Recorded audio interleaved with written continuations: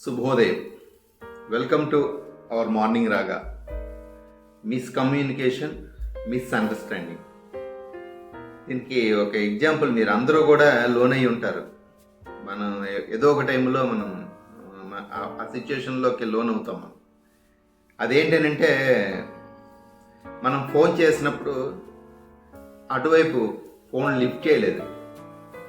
Phone lift చేయకపోతే మనకేమనిపిస్తుంది అని అంటే, ఇమ్మీడియట్గా వచ్చే ఇది మనం ఏమనుకుంటామంటే, వాడు రెడీగా ఫోన్ పట్టుకుని ఉంటాడు, మనం ఫోన్ చేసిన వెంటనే దాన్ని వెంటనే లిఫ్ట్ చేస్తాడు.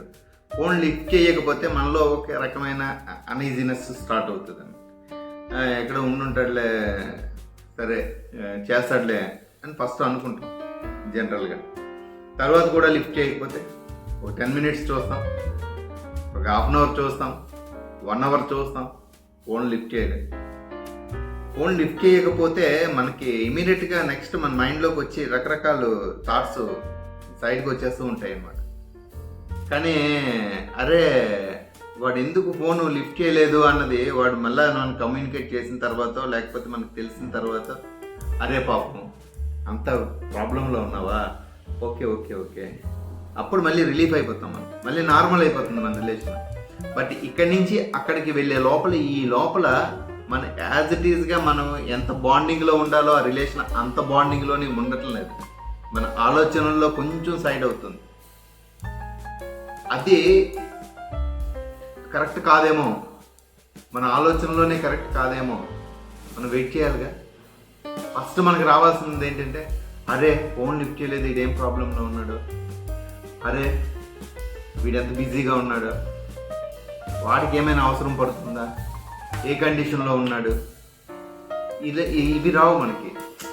వెంటనే మనకు వస్తున్న ఫోను లిఫ్ట్ చేయలేదు, కొంచెం వాడికి కొంచెం ఇట్లాంటివి వచ్చేస్తుంటాయి మనకి. ఎందుకనంటే వాళ్ళు ఎప్పుడో ఒక చోట ఏదో ఒక టైంలో మనకు అలా చేసినవి ఉంటాయి కనుక ఆ ఎగ్జాంపుల్స్ మన మైండ్లోకి వచ్చేస్తాయి.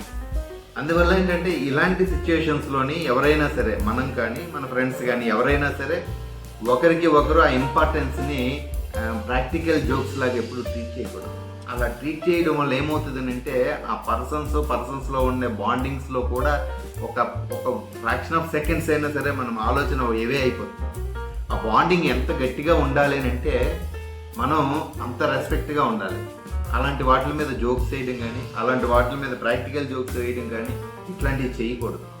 మనకి ఆ బాండింగ్ ఎంత గట్టిగా ఉండాలంటే, మనకి ఇమ్మీడియట్గా మనకి రావాల్సిన ఐడియా, అరే వాడు ఏం ప్రాబ్లంలో ఉన్నాడు, కమ్యూనికేట్ చేయలేదు, రెస్పాండ్ అవ్వలేదు అంటే అనే ఆలోచన రావాలి. అది రావాలి అని అంటే మనం జెన్యూన్గా ఉండాలి, మనం ఫెయిర్గా ఉండాలి. ఆ రిలేషన్ మధ్యలోని, ఆ బాండింగ్ మధ్యలోని ఇద్దరు అంత ఈక్వల్గా, ఫెయిర్గా, రెస్పెక్టివ్గా ఉంటే ఆ బాండింగ్ అంతా నాగార్జున సిమెంట్ లాగా అంత దృఢంగా ఉంటుందన్నమాట. మన ఆలోచన సైడ్కి వెళ్ళదు.